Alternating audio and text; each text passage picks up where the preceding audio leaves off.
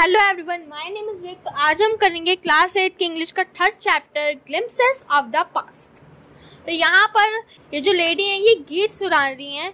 Oh my country man, मतलब ओ मेरे वतन के लोगों, ज़रा आँख में भर लो पानी। ये गीत सुना रही है और उनकी आंखों में पानी भर रही है कि हमारे देश के जवानों ने अंग्रेज़ों से लड़ते लड़ते अपनी कुर्बानी दे दी। तो अभी आगे बढ़ते हैं। तो दूसरा टॉपिक शुरू हो गया है।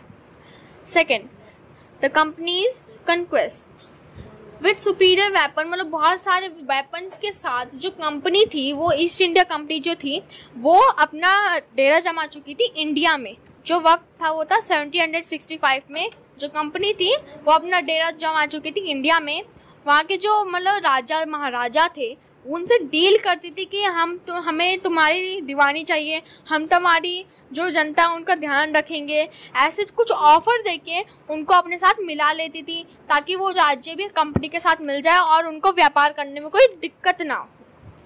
और जो कुछ पीपल थे जो खुश नहीं थे इस बात से, क्योंकि वो गुलामी करा रहे थे, और बहुत से पीपल इसके ऊपर आवाज़ बनकर खड़े हुए। लाइक टीपू सुल्तान हो गए। टीपू सुल्तान ने ब्रिटिश के खिलाफ बहुत ज़्यादा एक्शन उठाया कि हमें ऐसा नहीं करना चाहिए। और जो टीपू सुल्तान थे उन्होंने लोगों को बताया कि हमें ऐसा नहीं करना चाहिए, ये हमारा गुलाम बनाकर हमसे काम करवा रहे हैं और इतने ज़्यादा पैसे भी नहीं दे रहे जितना ये हमसे टैक्स ले रहे हैं। तो यहाँ पे कुछ लोग बात कर रहे हैं, उनकी बातें सुनते हैं। Thank God there is peace in the country now, so more war are no looting by thugs. ये बोल रहा है कि अब जो कंट्री है उसमें कोई भी वॉर नहीं होगी, कोई भी किसी को लूटेगा नहीं और कोई भी डाकू कुछ करेगा नहीं। It is God who sent the British. ये बोल रहे हैं कि जो ब्रिटिश है वो गॉड बनकर हमारे साथ आए हैं, वो गॉड ने उन्हें भेजा है हमारे लिए ताकि यहाँ पर कोई वॉर, कोई भी चोरी चकारी ना हो। How destiny is linked with them.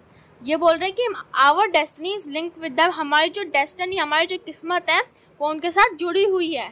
और यहाँ पर और भी कुछ गांव वाले थे जो उनके बारे में बात कर रहे थे और वो उनके बारे में बुरा कह रहे थे। मतलब ये जो हमारे किंग हैं उनके साथ उनको छीन रहे हैं, उनका जो फॉरेनर्स हैं वो हमारे किंग को अपना गुलाम बना रहे हैं। और बोल रहे हैं कि भले ही वो हमारा जो किंग है वो अच्छा नहीं था, लेकिन वो इतना बुरा भी नहीं था, आखिरकार वो हमारा किंग ही था। इसीलिए वो उस बात पर गुस्सा हो रहे हैं और कुछ लोग हंस रहे हैं, मतलब खुश हो रहे हैं।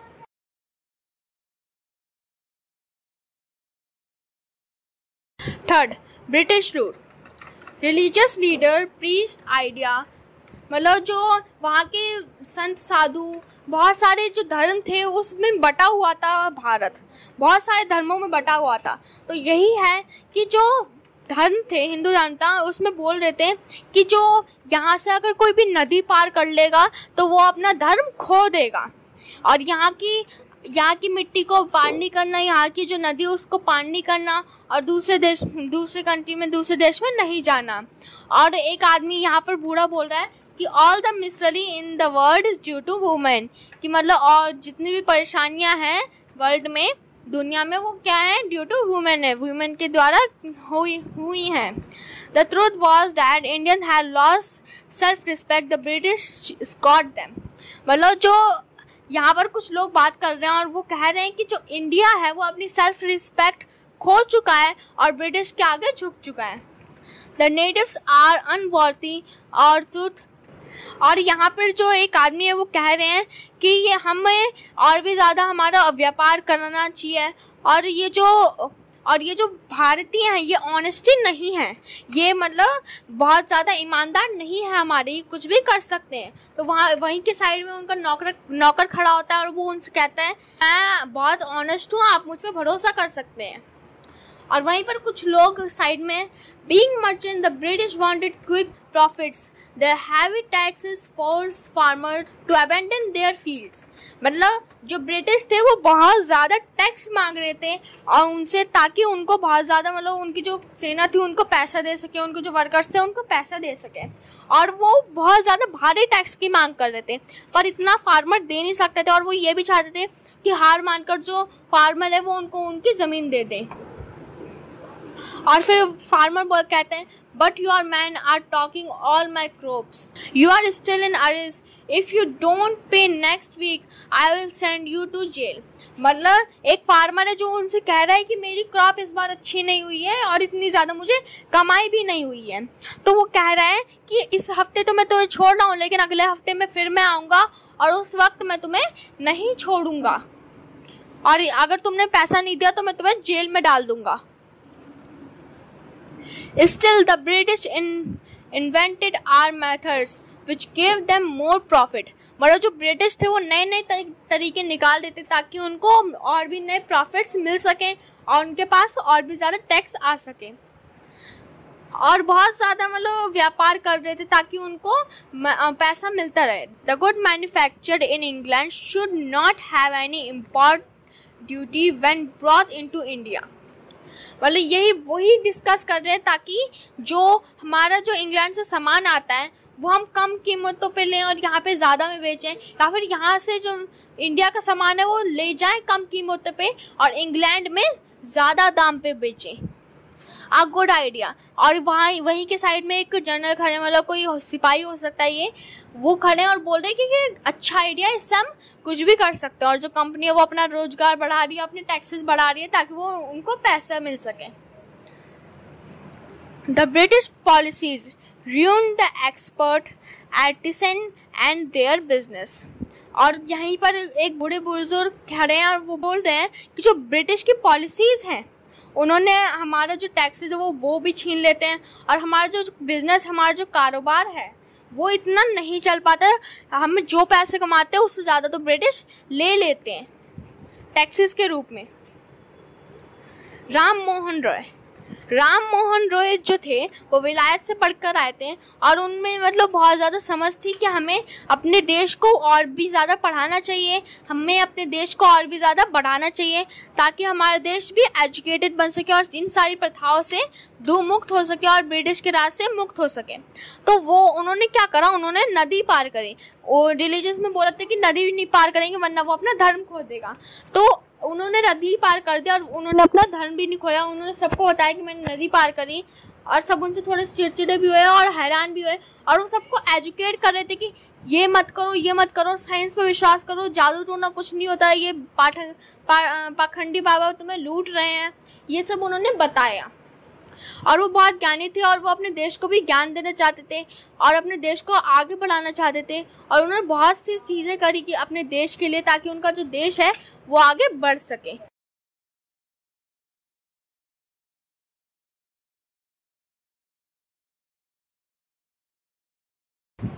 ऑपरेशन.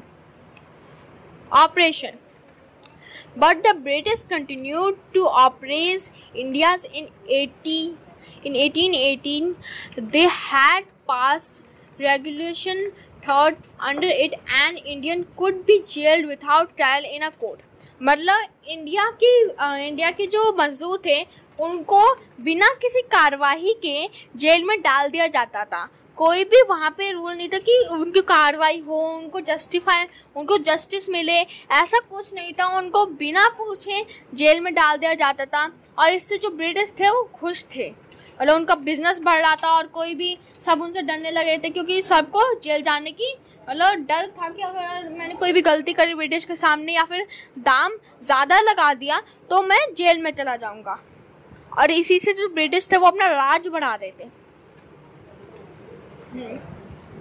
और इन्हीं चीज़ों की वजह से जो लोग थे वो गरीब हो रहे थे. मतलब उन्होंने भारत का सारा धन लूटा और उनको गरीब बना दिया, और इसी की वजह से जो बिजनेसमैन थे जो अपनी खेती को बेचा करते थे वो अब गरीब हो रहे थे, क्योंकि ब्रिटिश के आने की वजह से उन्हें ज़्यादा टैक्स देना पड़ रहा था, और उनके पास ऐसे हथियार भी नहीं थे, इतनी नॉलेज भी नहीं थी कि वो ब्रिटिश का कुछ सामना कर सके.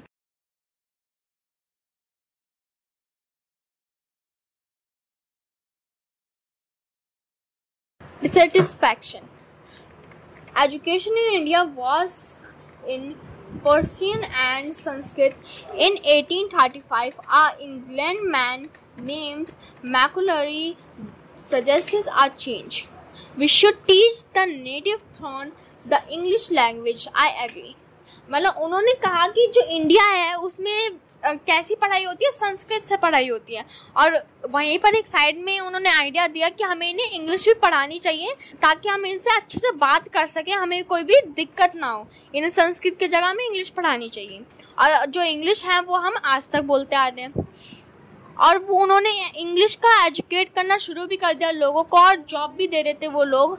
और जो लोगों की बात कर रहे हैं, मतलब लोग बात कर रहे हैं कि क्या क्या हो रहा है, कैसे कैसे हो रहा है, उनको पसंद है ये चीज़ या नहीं है। We must educate our brother, हमें अपने भाइयों को ज़रूर एजुकेट करना चाहिए, उनको ज़रूर पढ़ाना चाहिए। And try to improve their material conditions, और उनकी जो वो गरीब हो रहे हैं उनसे उनको उठाकर अमीर बनाने के लिए, उनकी जो कंडीशन है उनको सुधार करने के लिए हमें कुछ करना चाहिए।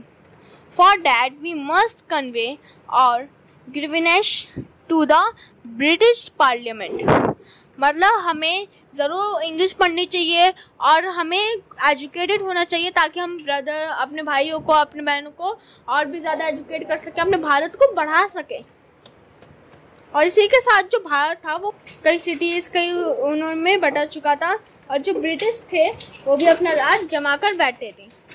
और यहाँ पर कुछ गरीब लोग हैं जो बातें कर रहे हैं कि कैसे क्या हुआ, ये क्यों कर रहे हैं, और इन्हीं की बातें को हम पढ़ते हैं। You only talk to something to drive them out, they are converting our brothers and lands. ये लोग कह रहे हैं कि हमें उनको भगाने का कुछ तरीका ढूंढना चाहिए। और दूसरा जो आदमी वो कह रहा है कि वो हमारे जो भाई हैं उनके रिवाजों को बदल रहे हैं, उनके धर्मों को बदल रहे हैं, और हमारे जो खेती है उसको बदल रहे हैं। ज़्यादातर वो क्या करवाते थे, नील की खेती करवाते हैं। और नील की खेती के बाद क्या होता है कि हमारी फसल जो है, हमारी ज़मीन जो है उस पर जो और फसल नहीं उग सकती, और हमारी लैंड को कन्वर्ट करा रहे थे, और हमारी जो ब्रदर्स थे, जो हमारे भाई बहन थे, उनके धर्म को चेंज करा रहे थे।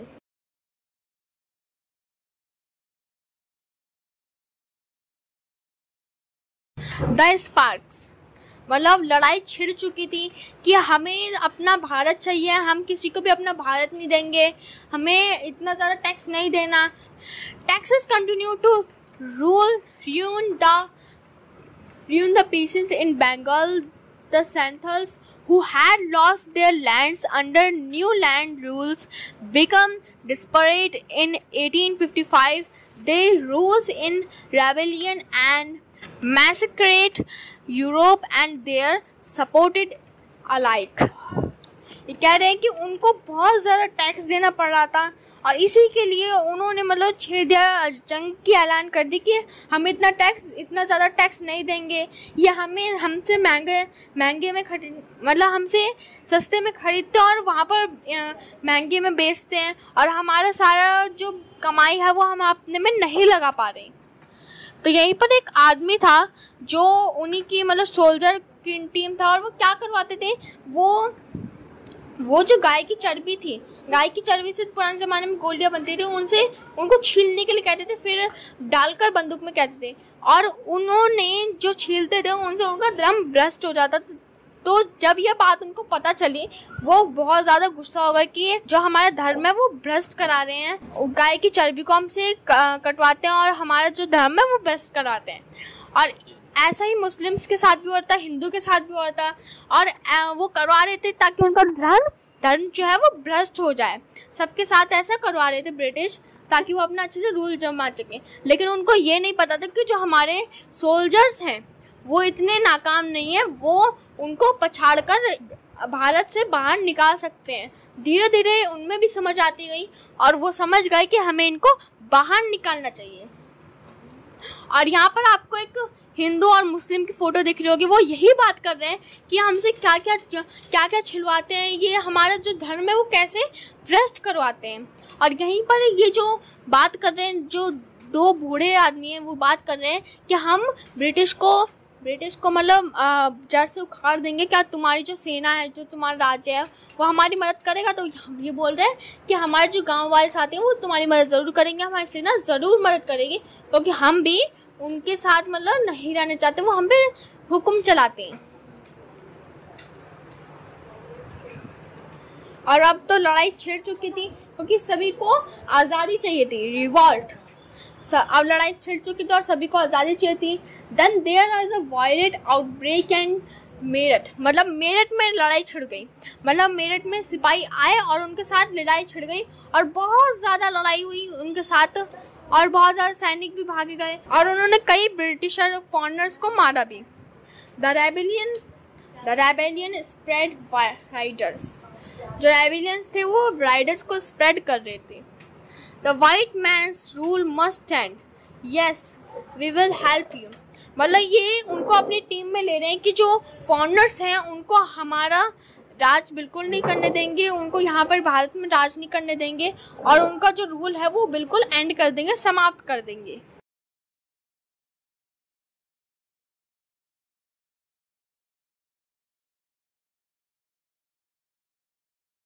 द फाइट फ्रॉम फ्रीडम, जो फाइट थी फ्रीडम के ऊपर वो और भी ज़्यादा बढ़ चुकी थी और सभी के अंदर जुनून आ गया था कि हमें ये जो लड़ाई है ये जीतनी है और हम अपने भारत को इन अंग्रेज़ों से मुक्त कराएंगे, जो हमारे भाई हैं, जो बहनें हैं, उनको गुलाम नहीं बना देंगे। तो इन्हीं के द्वारा मतलब बहुत सारे जो महान योद्धा थे वो खड़े हो रहे थे, लाइक तात्या तोप खड़े हुए और जो ब्रिटिशर्स थे, जो तात्या तोप थे, उन्होंने लड़ाई करी, उन्होंने कई लोगों को एजुकेट करा और बहुत सारी चीज़ें करी ताकि हमारा जो भारत देश है वो मुक्त हो सके फॉरेनर के चंगुल से। तो गाइस यही था आज का चैप्टर। आई होप आपको ये समझ में आया होगा। आप मेरी वीडियो को लाइक कर दें, चैनल को सब्सक्राइब कर दें और वीडियो को शेयर करें। अगर आपके फ्रेंड को किसी इस चैप्टर में डाउट है तो आप उसको सेंड कर सकते हैं। Thank you.